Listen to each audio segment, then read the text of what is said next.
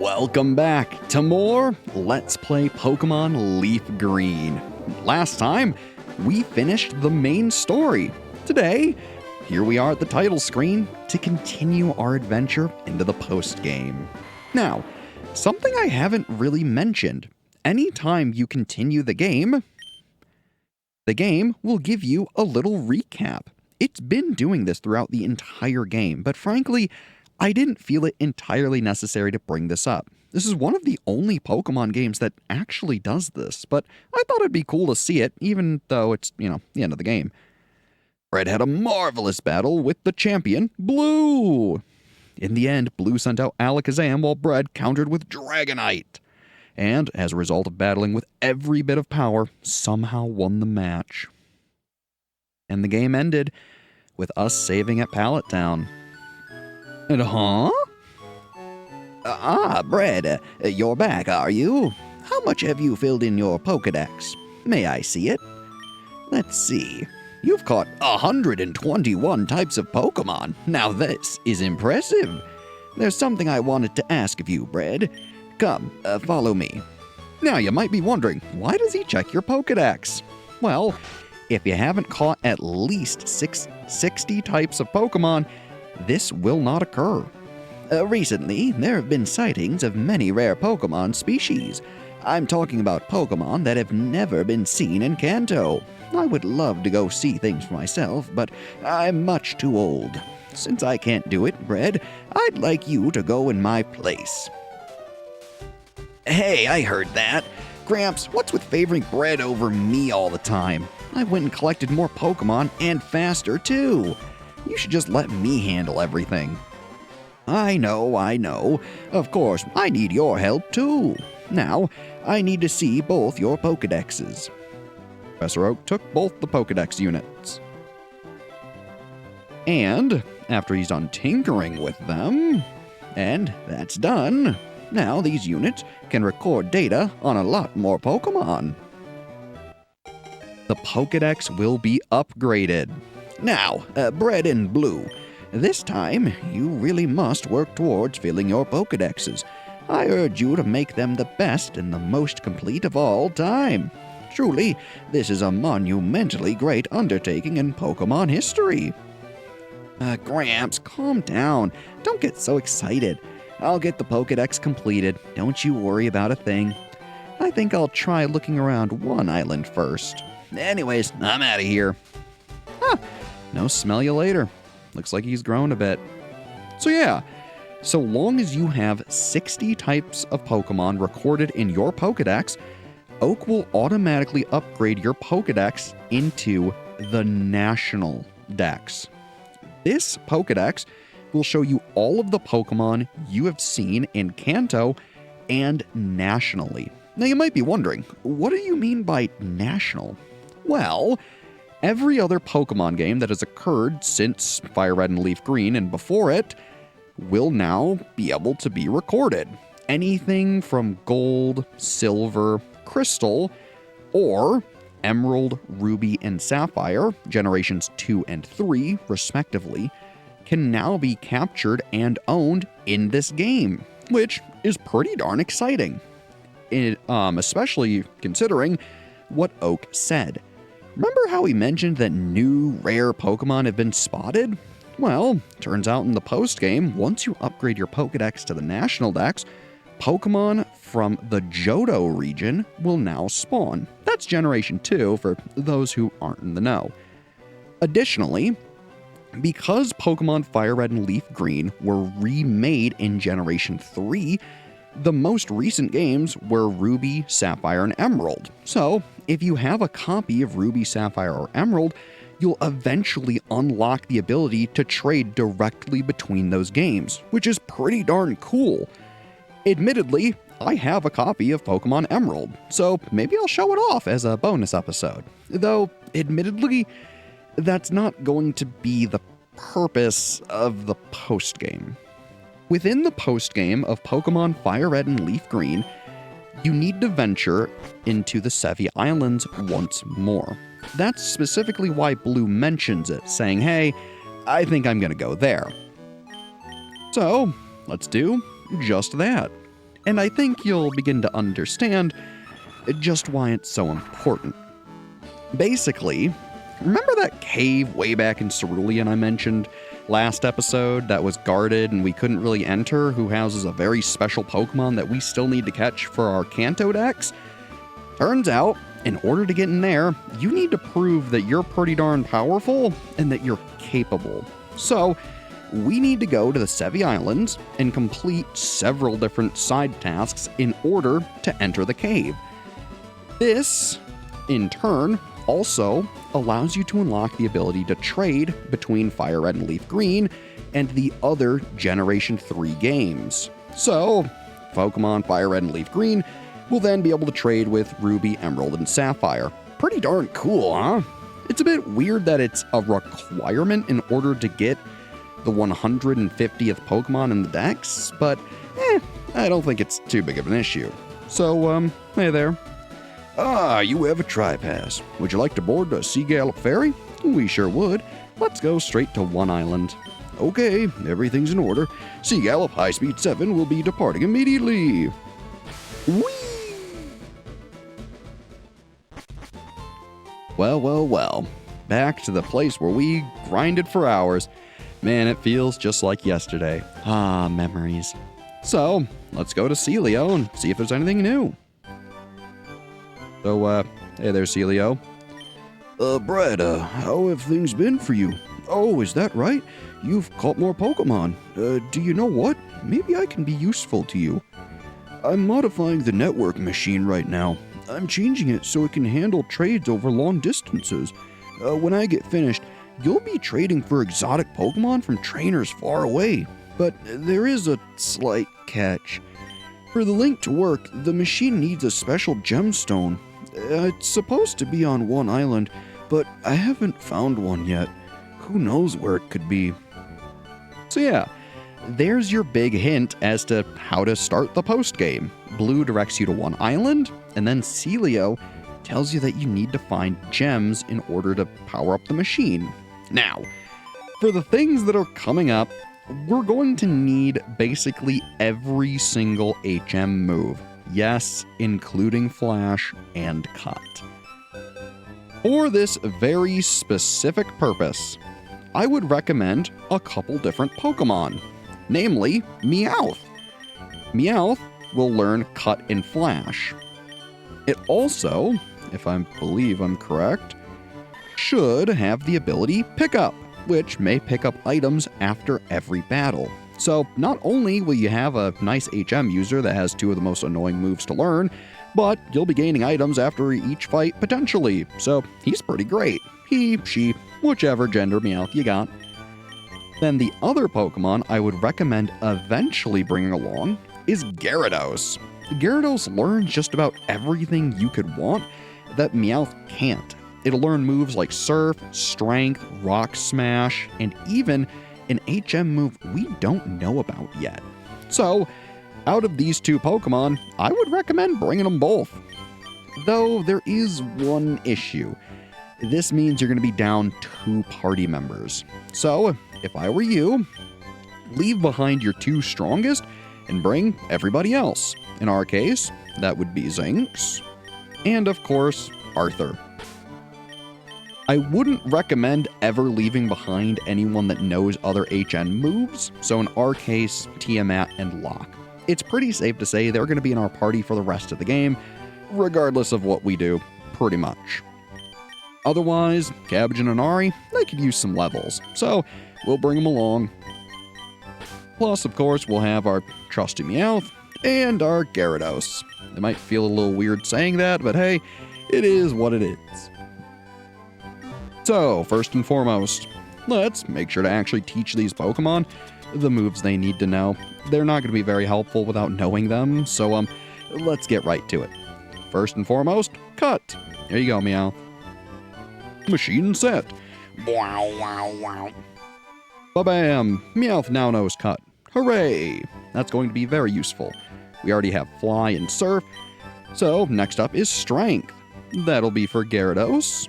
Beautiful. Wow, wow. Huzzah! He now knows Strength. Beautiful. Otherwise, Flash, a terrible move that honestly I can't recommend ever putting on one of your Pokemon. We'll give that to Meowth again.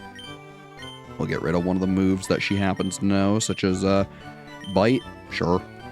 Doesn't really matter much to me, just so long as she forgets it and learns Flash. Beautiful.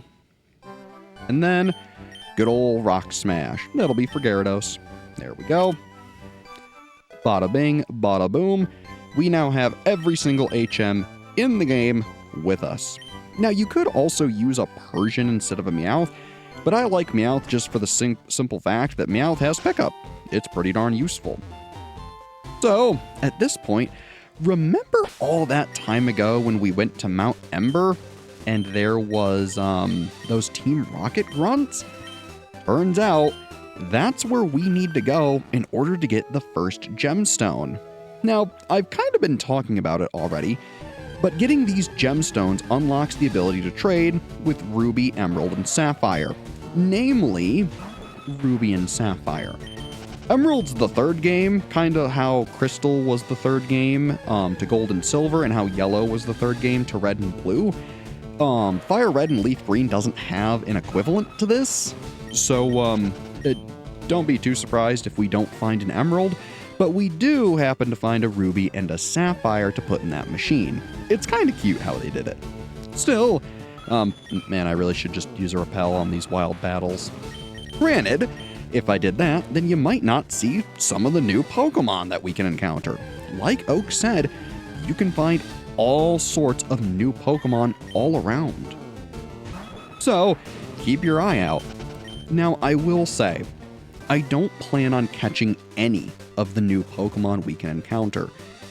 That's for the very specific reason that, frankly, I just don't want to go through the effort, because that's a lot of new Pokemon, and frankly, we are so far through the game, I really want to just focus on Kanto.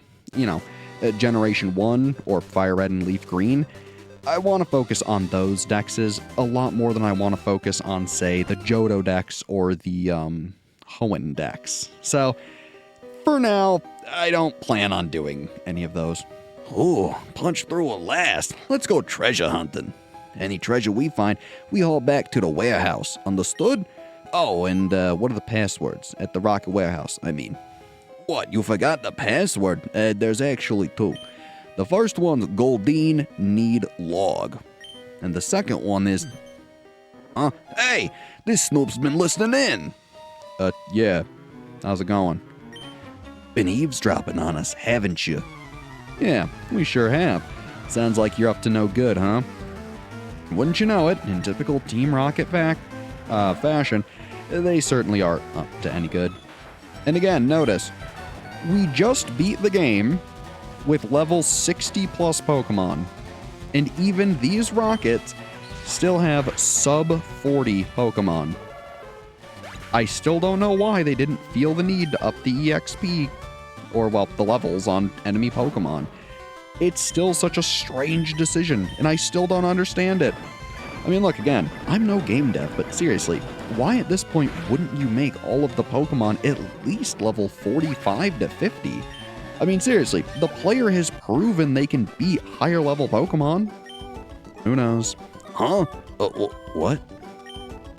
Still, it's nothing for us to deal with. Why'd you have to win? And what about you, my good sir? Trying to horn in on a treasure? Don't bet on it. Well, sounds like that treasure might actually be exactly what we're after. So, don't mind if I try to butt in now, will ya? A nice little Rattata. Honestly, these are ridiculously easy fights, so I'm gonna actually let Awry and Locke focus on these. Namely Awry for right now. Ooh, Hyper Fang. Ooh. Nothing too bad. After all, you are just a level 35 Rattata. So, nothing to worry over. Beautiful, beautiful. Good job, gal. I knew you could do it. Sandshrew, huh? Alright, if you insist. Let me guess, you're gonna have maybe a Zubat and maybe a Coughing to mix it up. That would be interesting. That, or maybe you're just gonna have Eradicate and a Sand Slash. Yeah. Well, you're losing points for originality there, Mr. Rocket Grunt, but we'll take the experience and your money regardless. After all, we could really use the money. I kinda spent most of it before the Elite Four on various things, such as nice held items, so any extra money you have to give us would be very appreciated. Still, that wraps up the battle. Not bad. Wait, but how? Well, you see, I'm the Pokemon League champion, and I kind of do this for a living at this point. Develop amnesia conveniently and forget everything you heard. Oh, what a setback. We'll have to regroup. You, don't even think about taking a step inside there. If you know what's good for you, don't even think about this. Well, frankly, this sounds like a great opportunity to take a step inside there. Otherwise, I think I want Lock in front, because I think we can encounter a lot of fire and rock types. So, into the depths of Mount Ember we go. We've already explored the top side of Mount Ember, so into the bowels we go. I want to say you're going to find some pretty darn high-level Pokemon. Maybe nothing around level 50 or anything like that, but still, 30s, 40s, sounds about right to me. So let's get rid of this Geodude, barely not get lock level, and be on our way. Like I said, I could be using a repel to cut out these random battles, but admittedly, they're not all that bad, and frankly, we kinda want the experience. By the end of the post-game, if you want to stay on level, you should be mid-60s to level 70, which is kind of a tall order. Still, what's not a tall order is Lock hitting level 53. He gains 4 HP, 2 attack, 2 defense, 3 special attack, 2 special defense, and 2 speed. Good job, buddy. So yeah, not only does the level curve begin, to go insane after Cinnabar, it keeps being insane. Because let me tell you, the post-game, it's incredibly short. At least, compared to everything we've done. It's not all that long. So, keep that in mind. Still, at least you'll find way better options for grinding, such as the Elite Four. So, it's not too bad getting those levels, but, just be prepared for a crazy level spike if you do happen to head back to the Elite Four or into Cerulean Cave. And hey, here's one of the new Pokemon. This is Slugma. It's something not from Kanto originally, so I don't really care to catch it. Still, it is cool seeing Pokemon you otherwise wouldn't normally see in this game. Also, here's the reason that we wanted to make sure we had strength. You're going to need just about every single move you can get, so don't be too surprised by that.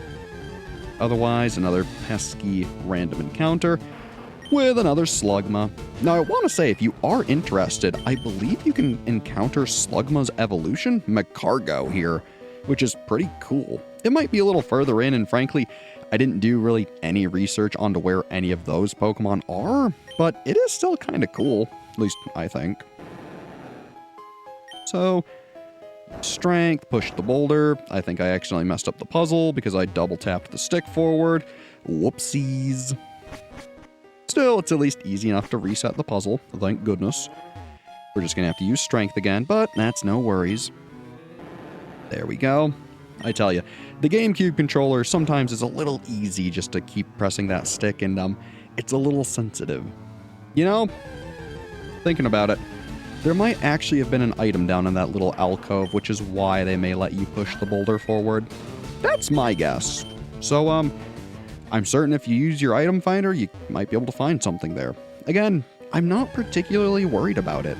I'm kind of here just to get the post-game done, and then to get into the nitty-gritty of things, because let me tell you, there's a lot left for us to do.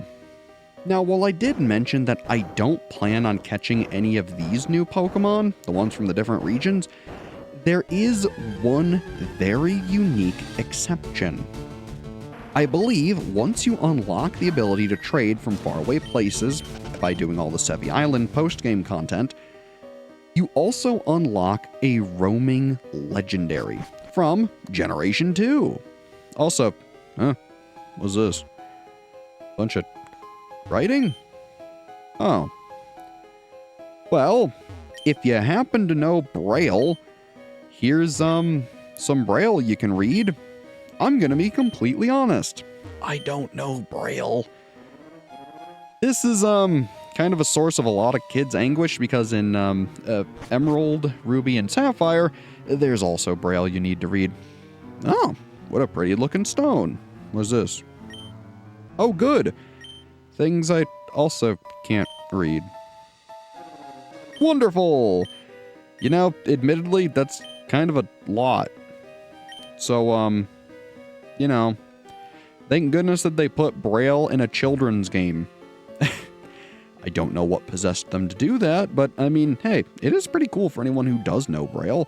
Maybe I'll put on screen what it actually says, though, maybe don't count on it, because frankly, it may not be all that important. Still, what's this? We found a ruby! Well, that sounds like a lovely little treasure. And, let me tell you, it is! That's the first of 2 stones that we need in order to power Celio's new machine. Look at that! We just started the post game and already we're halfway through it. At least through the first task. Don't get me wrong though. This first gem comes real quick. The second one, well, it's gonna be a bit longer. So don't be too surprised by that. Otherwise, at this point, we've seen Slugma, and frankly, I don't think I really need to bother with us encountering them anymore here, but I still thought it was cool to show off that, hey, you can find new Pokemon. If you care about it, go crazy. I think it's a neat little thing that they added into the game. Otherwise, I believe down here is a quick little exit. How considerate of them to design an entire cave that was just unearthed by Team Rocket that happens to have convenient ladders installed. What a game, I tell you. Back into some nice fresh air. And now at this point, basically it's back to Celio, and then I think things progress from there. I mean, look, frankly, the postgame isn't incredibly long. It's pretty fun and alright, but all things considered, it's not going to take it nearly what the main game took, so don't expect it to. Though I will admit, there are some Pokemon games that have an extensive postgame. Basically, the further down into the series you get, the more extensive and incredibly jam-packed with content Pokemon postgames become. It's kind of cool. So, you know, otherwise, for a Game Boy game, it ain't too bad. So otherwise, hey Celio, how's it going? Oh, that... Here you go. Have this ruby. Pretty, huh? And look, he puts it right into the machine. Thank you, Brad. You're simply amazing. May I ask one more, giant favor of you? Sure, by all means. While I was studying gemstones, I discovered something important. There's another gem that forms a pair with this ruby. The other gemstone is supposed to be in the Sevii Islands. Brad, please, I need you to go find the other gem. Brad, may I have your fairy pass and town map? Absolutely, because he turns the Tri-Pass into the Rainbow Pass, and he gives us an extra page on our map. Very cool. This is my own fairy pass. It'll let you get to all the Sevii Islands. Brad, please, I can't do it without your help. Yeah, I get you, pal. So, now, I believe you have access to all of the rest of the Sevii Islands, which unlocks a lot, let me tell you. So, hey, guy, fancy giving us a ride? Ahoy there, where do you want to sail? Oh, baby. First and foremost, let's go to 4 Island. All right, all aboard Sea Gallop High Speed 6. Woo! Because man, oh man, is Island 4 pretty important. And Blue, hey, Brad, what are you doing here in the Sevii Islands? You should quit copying me, you know? Anyways, I already got my Pokemon egg, so I'm done with this island. Heh, I bet you don't even know about Pokemon eggs. You'll never fill your national Pokedex that way. By the way, I saw someone we both know on this island.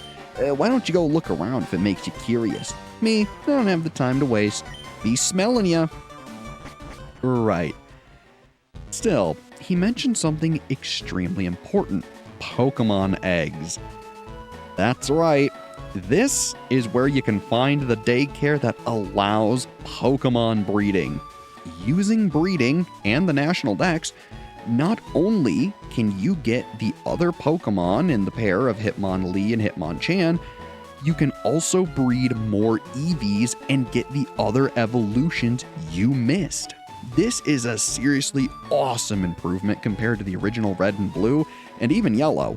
They didn't have breeding because eggs weren't a thing yet. So, this is honestly an exciting welcome addition to Fire Red and Leaf Green. So, hey there. I'm the daycare man. I help take care of the precious Pokemon of trainers. If you'd like me to raise your Pokemon, have a word with my wife. So yeah, let's head on in. So, hey there. I'm the daycare lady. We can raise Pokemon for you. Would you like us to raise one? We would, though nothing we have right now. Well, one thing we have right now. First, we need to go grab a Ditto. Remember the one we caught way back when? That's right, we're gonna need them. Because unfortunately, we're gonna be leaving Locke here for a little minute. I figure, while Locke will be out of the party, we'll take Arthur with us. Also, I guess just for the sake of it, we'll leave Gyarados here real quick, and then go find our Ditto. Let's see here, what box are you in? Ah, there you are! Beautiful! Now, there are a whole ton of things regarding breeding that frankly just aren't really worth going over. More or less, here's a quick little synopsis. Based on the Pokemon you put in, if it can breed with the Pokemon that you put in alongside it, it'll make an egg after generally X amount of steps. So give it some time, come back, there'll be an egg. Based on the mother and father, you can expect a whole bunch of different things, depending on if egg Pokemon, or something that would result in a baby Pokemon being formed, if they can learn any of the moves their parents could have, then they can learn what are known as egg moves. Egg moves are moves that normally a Pokemon can't learn. So for instance, if you have, say, oh goodness, I'm trying to think of any good examples. I don't know, like say we breed an Eevee, right? We use Locke and some other weird Pokemon that knows something Eevee normally couldn't know, but can learn from egg breeding. It would pass on that move, and ta-da, you suddenly have an Eevee, a Jolteon, a Vaporeon, what have you, with a move that normally it wouldn't be able to know. Egg moves are very important in terms of competitive play, as they expand the roster of moves that a Pokemon can know. Basically, in addition to egg moves, there's also the matter of stats. You can breed Pokemon to get better individual values, IVs. I've talked a little bit about EVs, effort values, which are the hidden experience points you gain for every stat while battling. Individual values, I believe, are a number from 0 to 32 that outright determine how much of a stat a Pokemon will have based on their original totals. Basically, if your Pokemon has a 0, then although their stat would have normally been, say, 100 or something, then they'll have the minimum possible in that stat. If it's, say, a 32, which is the highest an IV can be, or maybe it's 31, it's 31 or 32. Point is, if they have 32, that means their stat's going to be really good and, bigger. Point is, based on breeding, you can get IVs that are higher or lower depending on what you do. It's a whole thing. Admittedly, if I were you, please go look up a breeding guide and don't listen to me. Breeding isn't really a big thing you should be worried about, especially in Generation 3.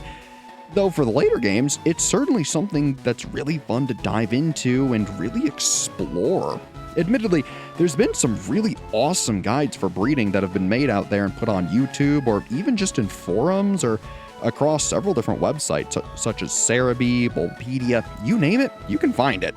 Frankly, breeding's a really awesome thing that I'm not doing enough justice. It can really help you. So, if you're looking to make stronger Pokemon, or heck, even just try to find a special Pokemon or get egg moves, it can seriously help you. One of the big things I will mention though, and this is why I grabbed Ditto, If a Pokemon can make an egg, Ditto will always be a valid partner for it to create an egg with.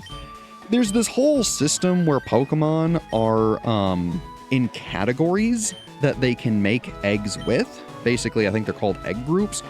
So, for instance, like, one might be in the humanoid egg group, and another might be in the amorphous egg group, and one might be in the beast egg group, etc.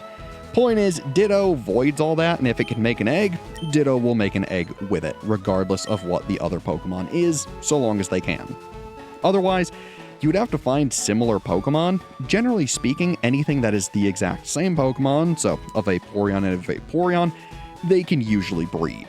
Typically. There are some weird exceptions to this, one of which that I know off the top of my head is Nidoking and Nidoqueen. They can't breed, though I believe a Nidoking can breed with a Nidorina and Nidorino. Or not Nidorino, Nidoqueen can breed with Nidorino. Sorry, their naming convention's a little confusing. So basically, Nidoking and Queen cannot breed, but it can breed with the previous evolutions. Despite them being in essentially the same family, it's a bit of an oddity, and that's kind of one of the biggest exceptions that comes to breeding, are those Pokemon, just because they have the weird female and male convention. It's a weirdity. Don't worry too much about it. Also, did I deposit Ditto? No. I must have deposited Ditto. My apologies, I'm getting so caught up in talking about all the breeding and such that I'm forgetting what I've done. Point is, if a Pokemon is generally similar in shape, usually they can breed, or if they're the same, type of Pokemon species, they should be able to breed. So like a Pikachu and a Pikachu, or say a Venusaur and a Venusaur, right? Usually those will be valid choices. Otherwise, if you can't figure out what you can breed with something else, just throw Ditto in there. It'll be fine. Otherwise, there's all sorts of other very helpful things regarding breeding, including, say, hunting a special kind of Pokemon. These Pokemon are very special for the fact that it's a very, very, very, very, very rare chance of them being an entirely different color. These are known as shiny Pokemon, and basically, they've been around since Generation 2. The whole idea is that there's one out of, I think it's like 9,000 and some odd chance that they are a different color, because essentially it's the game breaking and using that as a fix, we'll call it.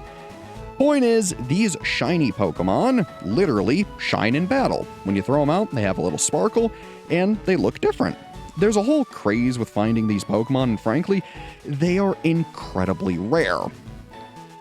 With breeding, you can encounter them a little easier if you use a Pokemon from a foreign region. This is known as the Masada method, and I don't believe it was implemented until I think Generation 4, when you could actually access online trading and online features. So basically, because there wasn't really online play with these games, it wasn't really a thing. But every game that had online play after, it usually is. So if you're playing something like Scarlet and Violet, or heck, even, Sword and Shield, or I want to say even Heart Gold, Soul Silver, or Platinum, whatever, anything basically after LeafGreen, Generation 3, usually, if you have a foreign Pokemon you can make eggs with, you can do the Masada method, which increases your chance of hatching a shiny Pokemon. It's pretty cool. Admittedly, in the later games, I've found quite a few of these Pokemon because they just look nice, and it's kind of fun seeing the little sparkle.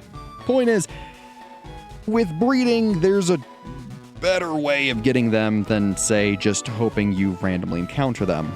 Like I said, I think it's a 1 in, 9,000 or so chance. The actual math is kind of crazy, and it changes game to game, because at one point they cut it in half, so it was like a 1 in 4,000 chance, and then there's items in some of the games that if you complete the Pokedex with, it increases your chance of finding them. There's a lot to it, and again, frankly, this is another thing that if I were you, and if you were interested in, go look it up. It's super cool. So for your first piece of homework, honestly, go and look up Pokemon breeding mechanics. If you're curious on what they are for Generation, maybe look up, say, Pokemon Generation 3 breeding mechanics or something like that. Be a little careful with the wordage just because there's not some great things out there on the internet that may pop up, but you get what I mean.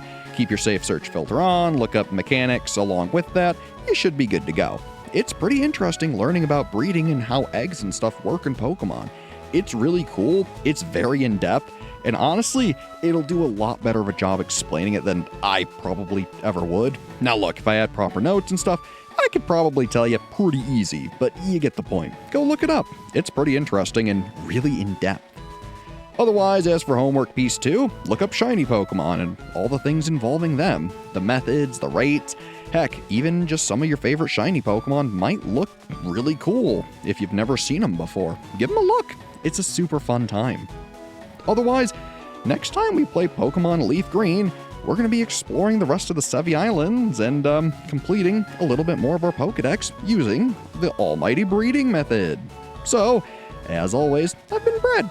Thanks for watching, and have a good one.